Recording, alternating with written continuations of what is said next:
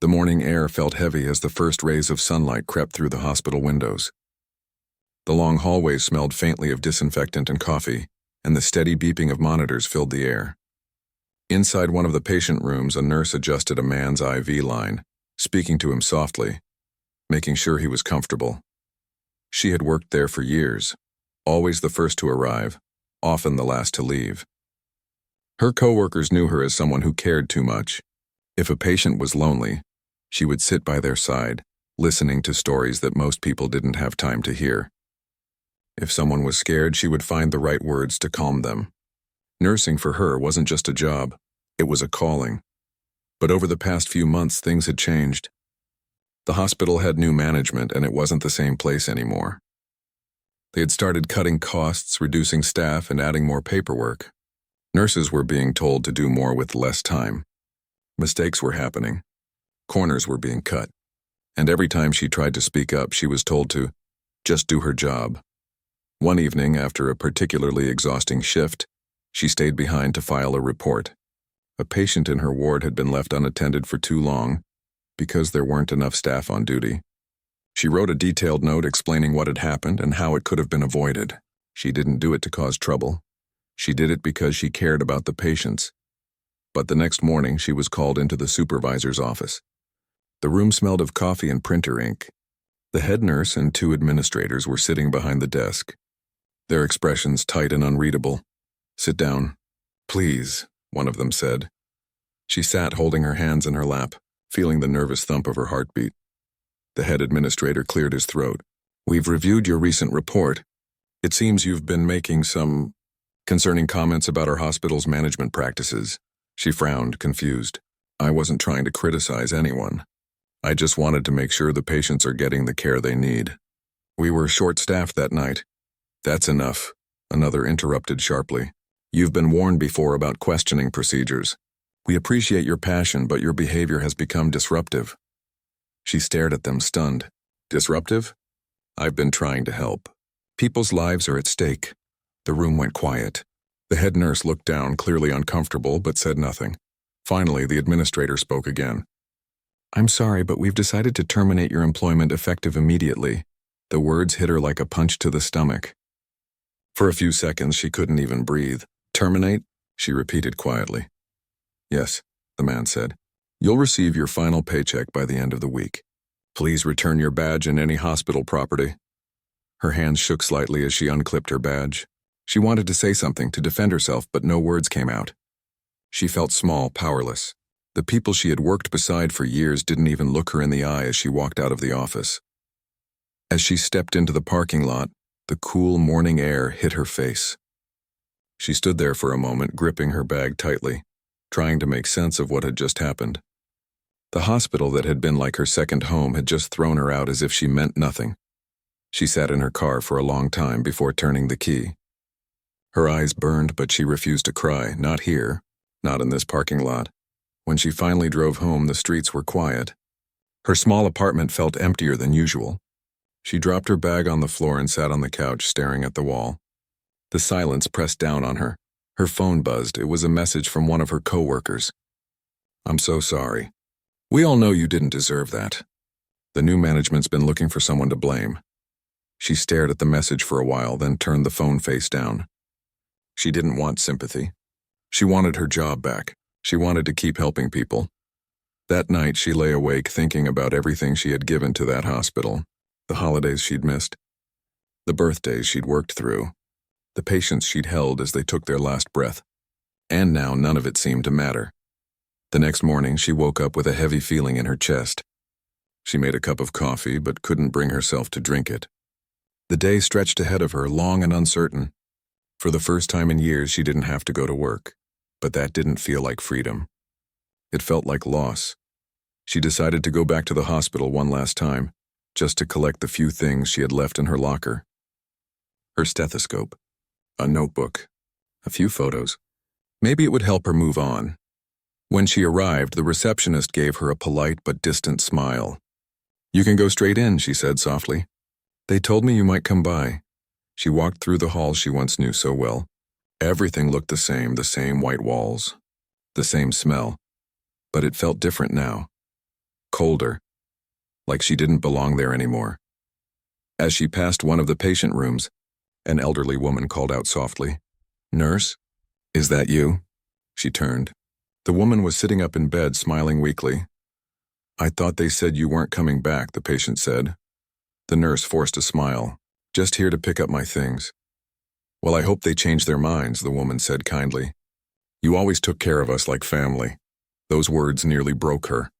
She nodded, swallowing hard, and whispered, "Thank you." When she reached her locker, she found a note tucked inside. It was from one of her younger colleagues, a nurse she had trained months ago. "You taught me how to care, not just treat. I'll never forget that." She held the note for a long time, then slipped it into her pocket. After packing her things, she took one last look around the locker room, then walked out the back door into the parking lot. The sun was beginning to set, painting the sky in shades of orange and pink. She stood there for a moment, letting the wind brush her face. It was over. Everything she'd worked for, the long nights, the sacrifices, it all ended like this. She started her car and began driving home. But halfway there, something caught her attention. There was traffic up ahead. Cars stopped in both directions. A few people were standing on the side of the road, waving their arms. Her first thought was that it might be an accident. Without thinking twice, she pulled over. But that part comes later. For now, she sat in her car, watching the flashing lights in the distance, unaware that her life was about to change again in the most unexpected way. At that moment, all she could think about was the uncertainty of tomorrow. How would she pay her rent? What would she do next? The world felt unfair and unkind. She had given her best, and it still wasn't enough. Still, deep inside, a small part of her refused to give up. She had always believed that kindness mattered, that doing the right thing even when no one was watching was never wasted. Maybe life would prove her right someday. Maybe not. She didn't know that in less than 24 hours. The same compassion that cost her a job would open a door she never could have imagined. For now, all she could do was drive home, the last light of the day fading behind her, holding on to the only thing she had left, hope. The road was unusually quiet that evening. The nurse gripped the steering wheel, her thoughts drifting from one worry to another. The sky had turned gray and small drops of rain began to hit the windshield. She had been driving slowly, lost in thought, when the sound of screeching tires broke through the silence. Her heart jumped. Up ahead, a car had swerved off the road and crashed into a streetlight. The sound of metal bending and glass shattering echoed through the still air. Without thinking, she pulled over to the side of the road. She ran toward the wrecked car. Smoke was rising from the front and the driver's door was crushed. Inside, a man was slumped over the steering wheel, not moving. "Sir, can you hear me?" she shouted, tapping on the window. No answer. Her heart raced, but her training kicked in. She tried the door, but it wouldn't open. She looked around quickly. No one else seemed to be helping yet. A few people had stopped their cars, but they were standing at a distance, too scared to get close. "Someone call an ambulance," she yelled. Then she took off her jacket, wrapped it around her hand, and used a piece of broken metal to hit the corner of the window. It cracked after a few strikes, and she cleared away the glass carefully. She reached in and unlocked the door. The man inside was pale. Blood was running down the side of his forehead, and his breathing was shallow. She felt his pulse. It was faint, but still there. "Stay with me," she whispered. "You're going to be okay." Her voice was calm, steady, the same way she spoke to frightened patients. She unbuckled his seatbelt and tilted his head slightly back to open his airway. The rain was falling harder now, soaking her hair and clothes, but she didn't notice. She checked for injuries. One of his legs was trapped, but she didn't dare move him too much in case of internal damage. She tore a strip from her own shirt and pressed it gently against the cut on his head to stop the bleeding. The sound of sirens was still far away. She knew she had to keep him breathing. His chest rose and fell weakly, then stopped. Her heart froze. She quickly checked again, no pulse. No, come on," she whispered, panic rising in her throat. Without wasting a second, she began CPR, steady compressions, just like she had done hundreds of times before. 1, 2, 3, 4, she counted, pressing rhythmically on his chest. After every 30 compressions, she gave 2 rescue breaths, hoping he would come back. The crowd around her had grown. Some people filmed with their phones, others just stood silently, watching. But she didn't care. "Come on, breathe," she pleaded. "You're not giving up on me." Finally, after what felt like forever, the man gasped. His chest rose again, shallow but steady. Relief flooded through her body. She gently supported his neck and spoke softly. "You're okay now. Just keep breathing. Help is coming." The sound of the ambulance siren grew louder. When the paramedics arrived, she quickly explained what had happened, her voice trembling from adrenaline. They took over, stabilizing the man and preparing to move him. One of the paramedics looked at her and asked, "Are you a nurse?" She nodded, brushing the wet hair from her face. "Used to be," she said quietly. He gave her a look of respect. "You saved his life," she just shook her head. "I just did what anyone would do." When they loaded the man into the ambulance, she stepped back. Her hands were trembling now that the rush of the moment was over. Someone offered her a blanket, but she waved it off. She didn't even give her name. When the paramedic asked for it to include in the report, she simply said, "It's not important." Then she turned and walked back to her car. By the time she got home, it was dark. She sat in her car for a long while before going inside. The rain had stopped, but the air still smelled of wet earth. Her body ached, and her hands were sore from breaking the glass. But inside, she felt something she hadn't felt all day. A sense of purpose. For the first time since losing her job, she felt like herself again. She took a shower, changed into dry clothes, and sat by the window with a cup of tea. She thought about the man in the car. Was he going to be okay? She didn't even know his name, but she hoped he would make it. Before going to bed, she whispered a quiet prayer for him. She didn't expect anything in return. She just wanted him to live. The next morning, her phone started buzzing. She ignored it at first, thinking it was another bill reminder or one of those random spam calls. But then a message from a friend came through. "Is that you on the news?" She frowned. "The news?" She opened the link her friend sent and her jaw dropped. The headline read, "Unknown nurse saves man's life after road accident." There was a short video clip. Someone had filmed her pulling the man out of the car, performing CPR in the rain. The article said the driver was in stable condition and that doctors credited a bystander nurse for saving his life before the ambulance arrived. She stared at the screen, shocked. She hadn't even realized people were filming her. Her phone started buzzing again, more messages, more calls. Her old coworkers, friends, even people she hadn't spoken to in years were texting her. "You're a hero. I saw you on TV. You saved that man's life." She felt overwhelmed. She didn't feel like a hero. She just did what she was trained to do. But what caught her attention most was the final line of the article. "The man rescued is believed to be Michael Reed, a well-known businessman and philanthropist. Sources say he is recovering and eager to meet the nurse who saved his life." She blinked. That name sounded familiar. She had seen it in magazines and news reports before. He was a wealthy entrepreneur who donated millions to hospitals and charities. She set her phone down, unsure how to process everything. She had saved that man. For the rest of the day, she stayed inside. Reporters had already started calling, asking for interviews, but she didn't answer. She didn't want fame. She just wanted peace. That night, she watched the news again. They showed the same clip, slowed down. Her face wasn't clear because of the rain, but people online were already calling her the angel nurse. The next day, there was a knock at her door. She opened it cautiously, thinking it might be a neighbor. Instead, she found two reporters standing there with microphones. "Are you the nurse from the accident?" one of them asked eagerly. She shook her head quickly. "You must have the wrong person," she said, then closed the door gently. She leaned against it, sighing. All she wanted was to go back to her quiet life, but deep down she couldn't stop wondering about the man. Was he awake? Did he remember anything? That night, as she lay in bed, she couldn't shake the feeling that her life had shifted again. Yesterday, she was a fired nurse with no job and no direction.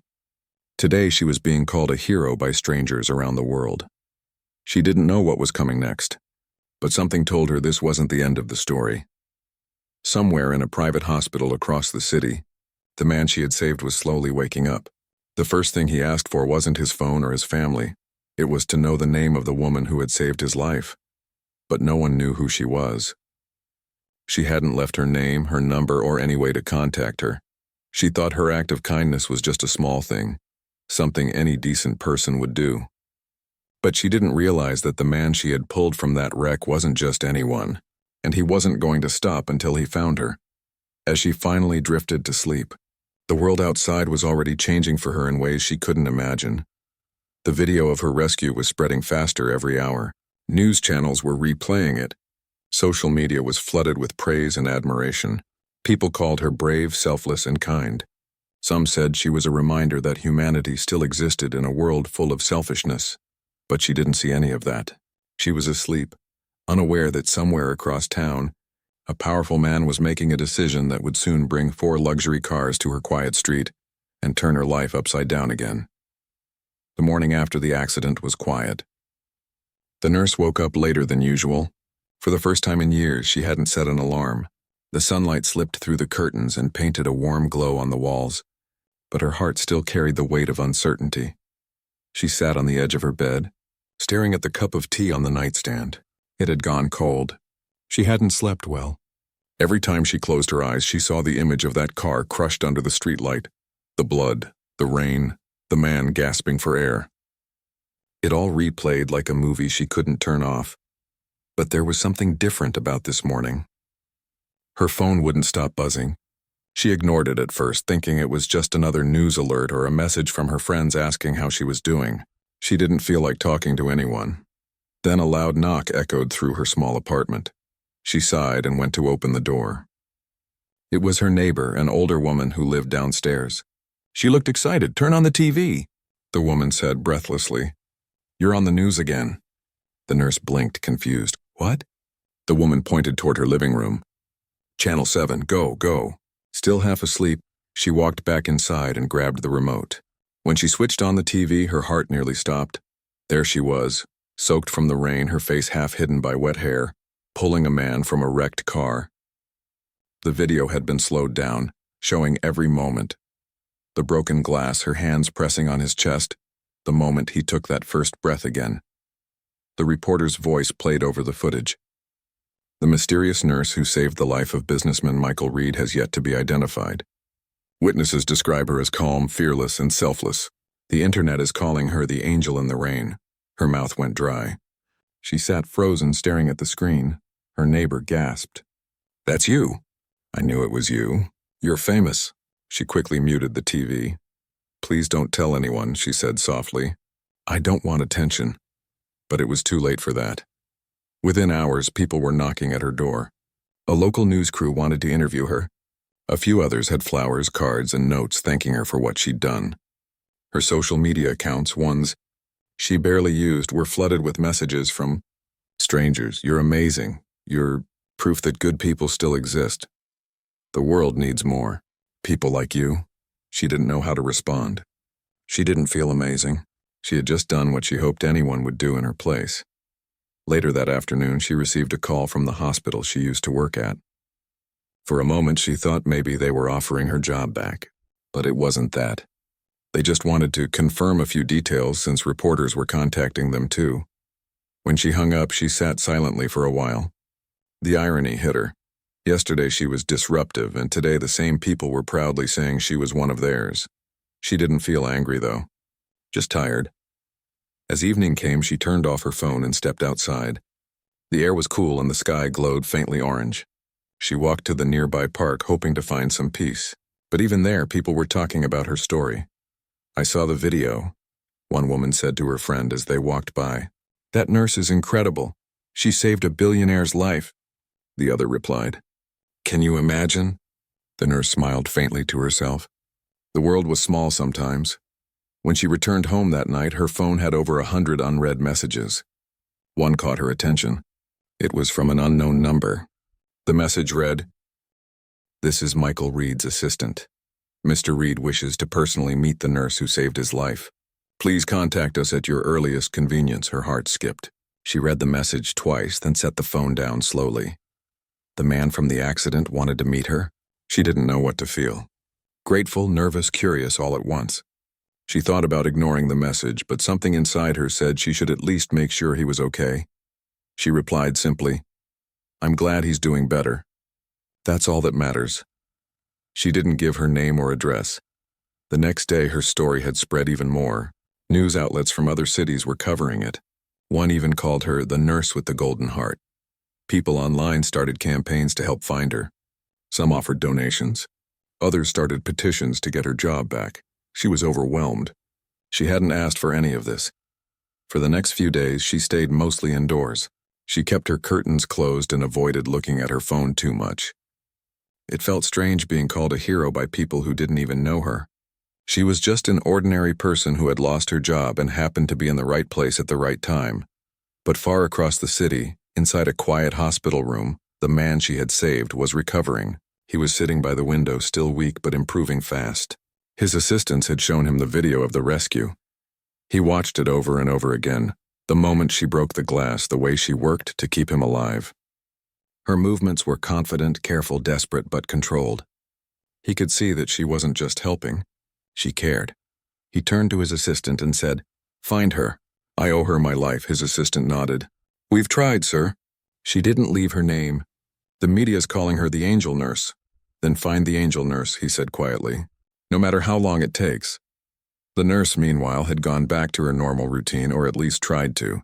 She spent her mornings helping her elderly neighbor with groceries and her evenings taking walks.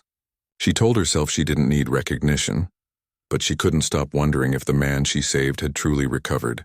She even thought of calling the hospital to ask, but she didn't. She didn't want to seem like she was looking for attention. That night, she sat by her window again, watching cars pass by. Her life had changed so quickly, first losing everything, then suddenly being known by everyone. It didn't feel real. The rain began to fall again, soft and steady. She smiled faintly. Rain always reminded her of that night, how something terrible had turned into something miraculous. She didn't know it yet, but the man she had saved wasn't just grateful, he was determined. He had asked his staff to review every report, every witness statement. And one small detail stood out. One of the paramedics remembered her saying, "I used to be a nurse." That was enough for him to start looking at every hospital in the city. He didn't just want to thank her with words.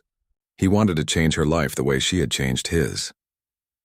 The next morning, while she was watering the plants outside her apartment, she noticed a black car slowly driving by. She thought nothing of it at first, but then another followed, and then two more. She felt a flicker of curiosity, but before she could think more about it, the cars parked along the street. The engines turned off and the doors opened. Men in suits stepped out, followed by one older man leaning slightly on a cane. He looked familiar, but she couldn't place him at first. Then her heart stopped. She recognized his face. The man from the accident. The man from the news. He smiled warmly as he approached her gate. "I hope I'm not intruding," he said gently, "but I've been looking for you." She froze, unsure what to say. "You saved my life," he continued. "And I couldn't rest until I thanked you properly." She shook her head quickly. "You don't have to thank me. I just did what anyone would do." He smiled again. "No, not everyone would. Most people filmed. You acted." The men behind him were holding something, but she couldn't see what yet. Her heart pounded as he spoke again. "You didn't just save me. You reminded me why I built my hospitals in the first place, to care for people. You gave me a second chance to live, and I want to give you one too." Before she could ask what he meant, he turned and nodded. The men opened the car doors, and that was when she saw them. 4 gleaming luxury cars parked neatly in front of her modest home. She stared, speechless. But that's where the next chapter begins, when she learns that sometimes doing good for others brings blessings you never expect, in ways that feel almost impossible to believe. And as she stood there stunned, the rain began to fall again, just like the night she saved his life. The street outside her small house had never been so quiet. 4 luxury cars stood in a perfect line, their polished bodies shining under the morning sun. Neighbors peeked through windows, whispering to each other, wondering what was happening. The nurse stood frozen near her gate, unsure whether she was dreaming. The man she had saved was standing in front of her, dressed simply in a gray suit, his eyes gentle and kind. The faint scar on his forehead was the only sign of what he had been through. For a few seconds, no one spoke. It was as if the whole world had stopped to watch the moment. Then he smiled and said softly, "I hope I didn't frighten you. I just wanted to see the person who gave me my life back." She still couldn't believe it. "You really didn't have to come here," she said, her voice barely above a whisper. He shook his head. "I had to. I owe you more than you know." The men who had arrived with him stood quietly, giving them space. A few of them held small boxes wrapped neatly in ribbons. I watched the video, he continued. I saw you fight for my life when everyone else was too afraid to move. I saw you risk your own safety without even knowing who I was. Tell me, why did you do it? She looked down for a moment, unsure how to answer. Because I had to, she finally said. You were hurt. I couldn't just stand there. He nodded slowly, his eyes filled with something deeper than gratitude. That's what real humanity looks like, he said softly. And that's something money can't buy. She didn't know how to respond. She wasn't used to being praised. For most of her career, she had been invisible, someone people only noticed when things went wrong. I don't want to take up your time, he said, glancing back toward the cars, but I brought something for you. A small token of appreciation. She frowned slightly. You really don't have to give me anything. I didn't save you expecting a reward. He smiled again. I know. That's exactly why you deserve one. He gestured for one of his assistants to open the first car. Inside was a bouquet of white lilies and a simple envelope. This, he said, is just a thank you letter. I wanted to write it myself. He handed it to her. His handwriting was neat and careful. She didn't open it yet, just held it against her chest, unsure if she was going to cry. Then he pointed to the second car. This one, he said, isn't really a gift, it's an offer. I own a group of hospitals, and I'd like you to work with us. Not as an ordinary nurse, but as someone who trains and supports others. You'll have full freedom to create something meaningful. Her eyes widened. A job? A new start, he said kindly. At triple the pay you used to earn, and in an environment that actually listens to its staff. We need people like you, people who care more about patients than paperwork. For a moment, she couldn't speak. Her throat felt tight. I don't know what to say. Just say you'll think about it, he replied. She nodded slowly. I will. Then he looked toward the third car. This one is yours, he said simply. She blinked, confused. Mine? He smiled, almost amused by her disbelief. Yes, a gift. It's not about luxury, it's about comfort and safety. You've spent years giving to others. It's time someone gave something to you. She stared at the sleek car, unable to move. The idea of owning something like that felt unreal. I can't accept this, she said quickly. It's too much, he shook his head gently. No, it isn't. You saved my life. You didn't hesitate. You gave me time that money could never buy. So please, accept it as a thank you from someone who is alive today because of you. Her eyes filled with tears. She took a deep breath, trying to steady herself. I don't know how to repay you for all this. He smiled softly. You already did. The fourth car carried something else entirely. Donations, he explained, made in her name to support struggling nurses across the country. Because of you, he said, hundreds of other nurses will get better pay and support. You reminded me of what's missing in our healthcare system. Compassion. She covered her mouth with her hand, overwhelmed. You didn't have to do that, she whispered. I wanted to, he said firmly. I was given a second chance. Now I want to give others one too. The neighbors had gathered by now, though they tried to pretend they weren't staring. Children pointed at the shiny cars while adults exchanged quiet words. The nurse barely noticed them. Her heart was pounding, not from excitement, but from disbelief. Everything that had gone wrong in her life seemed to be turning around in ways she never imagined. After a few minutes, he asked politely, May I come in for a cup of tea? I'd love to hear more about your story, if you're comfortable. She hesitated for a moment, then nodded. Of course. It's just a small place, though, he smiled warmly. Small places often hold the biggest hearts. Inside, her home was simple. Old furniture, family photos, and the faint smell of chamomile tea. She felt a little embarrassed at first, but he looked around with genuine appreciation. It's lovely, he said. Feels real. Most houses I visit feel like museums. This one feels like home. She smiled shyly. I've lived here for a long time. It's not much, but it's peaceful. They sat at the small wooden table as she poured tea into mismatched cups. The air filled with quiet warmth. He asked about her time at the hospital, and she told him everything. How much she loved helping people, how things changed when management started cutting corners, and how she got fired for speaking up. He listened carefully, never interrupting. When she finished, he said quietly, You did the right thing, and you were punished for it. That shouldn't happen, she shrugged lightly. It's okay.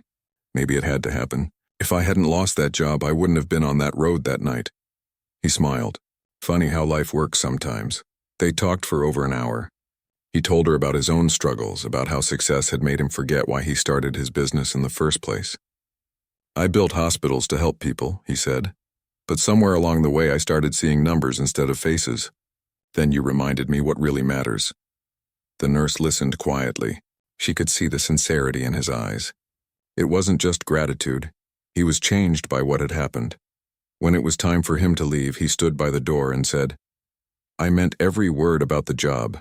My assistant will send you all the details. No pressure, just think about it." She nodded, still holding the letter he'd given her earlier. "Thank you," she said softly. "Not just for the car or the offer, but for believing in me." He smiled. "No, thank you for reminding me to believe in people again." As the cars drove away one by one, she stood in her doorway, the wind gently brushing her hair. She felt something she hadn't felt in months, peace. Not just because of the gifts, but because her actions had made a real difference. That night, she sat at her table and finally opened the letter he'd written. Inside, the words were simple but heartfelt. "You saved my life, but you also saved my faith in kindness. The world needs more people like you. People who act not for reward, but for what's right. Thank you for reminding me that compassion still exists.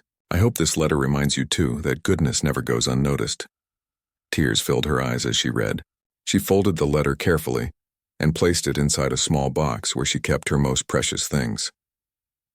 Outside, the moonlight reflected softly off the car parked in front of her home. It didn't feel like a luxury anymore, it felt like a symbol. A reminder that even when life falls apart, one act of kindness can bring it all back together in ways you never expect. As she turned off the lights and got ready for bed, she thought about how everything had started.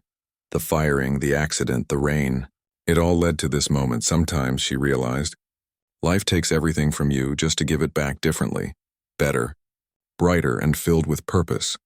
And as she drifted to sleep, a quiet smile touched her face. She didn't know what tomorrow would bring, but for the first time in a long while, she wasn't afraid of it. The next few days felt like a dream. The nurse still woke up early just as she always had, but everything felt different now. For years, she had started her mornings with worry and exhaustion. Now, when she looked out her window and saw the sleek car parked outside, she felt a quiet reminder that kindness truly mattered. She hadn't told many people about what happened. Her neighbors already knew, of course. News traveled fast in that little street, but she didn't go around talking about it. The attention had never been what she wanted. She just wanted to live peacefully, to keep helping people however she could. But peace didn't last long. That week, her story spread across the country. News stations replayed the video of the rescue alongside pictures of her with the man she'd saved. They showed the letter he wrote, the new job offer, and even the donations made in her name. People everywhere were moved. Some cried. Some were inspired to do something good for someone else. One evening, she sat at her kitchen table, watching one of those reports on TV. The presenter was talking about the nurse who proved that one act of compassion can change the world. She listened quietly, not really believing she was that person they were talking about. A soft knock came at her door. She opened it to find a young woman standing there, holding a bouquet of fresh flowers. Her eyes were red from crying. "Are you the nurse from the news?" the woman asked gently. She hesitated, then nodded. "Yes," the woman smiled faintly. "My mother passed away in a hospital last year," she said. "We didn't have nurses like you. No one talked to her. No one cared. When I saw what you did for that man, I cried, because it reminded me that there are still people like you in this world." "Thank you." The nurse's eyes softened. She reached out and held the woman's hands. "You're very kind," she said softly. "I'm sorry about your mother." "I really am." They spoke for a few minutes, and when the woman left, she felt something she hadn't felt in a long time, a sense of purpose. The next morning, she called the number the man had given her, the one connected to the hospital group he owned. She spoke to his assistant and said she was ready to accept the offer. 2 weeks later, she began her new job. The hospital was in the city, large and bright, with wide hallways and smiling faces. She was introduced not just as a new employee, but as someone who would help lead a new program focused on improving how nurses were treated and trained. They even named it the Compassion Initiative. Her first day was overwhelming. Everyone wanted to meet her. Some nurses asked for advice. Others simply thanked her for inspiring them. The management staff treated her with deep respect. But what moved her most was seeing the patients, smiling, talking, feeling cared for. At lunch, the man she had saved came to see her. He looked stronger now, his energy returned. "So," he said with a friendly grin, "first day back in uniform. How does it feel?" She smiled. "It feels good. It feels right," he nodded. "I told you this was where you belonged." They sat in his office for a while, talking about the new plans. He explained how the hospital wanted to create spaces for nurses to rest, programs to reduce burnout, and classes on empathy and communication.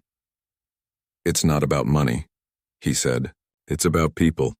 "You reminded me of that." As weeks passed, her life slowly found its rhythm again. She woke early, went to work, and came home feeling fulfilled. She often stayed late, not because she had to, but because she loved what she was doing. Every few days, she'd receive letters from people she'd never met. Some were from patients, others from students or parents. They all said the same thing: her story had touched them. Some said they had changed their own lives because of it. One evening, she received an invitation to speak at a national conference about healthcare. The man she had saved encouraged her to accept. "People need to hear your story," he said. "Not for fame, but because it reminds us that one person can make a difference." She hesitated at first. She wasn't used to public speaking. But then she thought about all the nurses who felt unheard, all the people who felt powerless. Maybe her story could give them hope. So she agreed. When the day came, she stood on the stage in front of hundreds of people: doctors, nurses, students, and reporters. Her hands trembled slightly, but when she began to speak, her voice was calm. She told them about her years in the hospital, about how she loved helping people even when it was hard. She spoke about the day she was fired, the pain of feeling invisible, and the night she stopped on that rainy road. "I didn't save him because I thought it would change my life," she said. "I saved him because it was the right thing to do." You never know how far a simple act of kindness can go. Sometimes it comes back to you in ways you'd never imagine. The room was silent. Some people had tears in their eyes. When she finished, the audience stood and clapped for a long time. It was the first time in her life she had ever received applause. Not for grades, not for fame, but for simply being human. After the event, people came up to her, thanking her, hugging her, telling her how her words inspired them. That night, she returned home exhausted but happy. She sat by the window watching the stars, feeling like everything had finally fallen into place. Her life wasn't perfect. There were still bills, still long hours, still challenges, but she had purpose again, and that was worth more than anything money could buy. One weekend, she decided to visit her old hospital, the one that had fired her. She didn't go out of anger or pride, she just wanted to see it again. When she walked through the doors, a few of her former co-workers were there. They froze for a moment, then broke into smiles. "You're back," one of them said. She smiled softly. "Just visiting." The head nurse came out from the office. Her expression was nervous at first, then softened. "We've all heard about what you're doing," she said. "We're proud of you." For a moment, the nurse didn't know what to say. All she could do was smile. "I'm just glad things are better now," and they were. The hospital had started improving its conditions, inspired partly by her story. She spent some time talking to the nurses there, encouraging them not to lose faith in their work. When she left, she felt light, as if a heavy chapter of her life had finally closed. Months passed. The donations made in her name helped train hundreds of nurses across the country. The man she saved continued to support her initiatives, calling her the heart of the movement. But for her, it was never about movements or recognition. It was about people, the scared patients, the tired nurses, the families waiting in hospital hallways. It was about helping one person at a time. One evening, as the sun dipped below the skyline, she drove home from work and stopped at a red light. Across the street, she saw a small car broken down, hazard lights blinking. Without thinking twice, she pulled over, grabbed her flashlight, and went to check if the driver was okay. The driver, a young man, looked up nervously. "It's fine," he said. "I'll figure it out," she smiled kindly. "It's okay. Let's see what's wrong." They worked together for a few minutes until the car started again. The man thanked her repeatedly, calling her a lifesaver. She just laughed softly. As she got back into her car and drove away, she smiled to herself. Life had a way of coming full circle. She wasn't famous to herself. She wasn't a hero. She was just a nurse who cared too much, who believed that doing the right thing, no matter how small, could change the world in quiet, beautiful ways. That night, as she sat in bed reading letters from nurses and patients from across the country, she realized something important. The world didn't need perfect people. It just needed people who cared. And that's exactly what she had always been. As she turned off the lamp and closed her eyes, she whispered a quiet thank you to life. For the loss that led to the accident, for the accident that led to a miracle, and for the miracle that gave her a new beginning. In the end, she didn't just save one life. She changed hundreds, maybe thousands, because kindness once shared has a way of multiplying on its own. And though she would never call herself special, the world would always remember her as the woman who proved that compassion is the greatest power of all.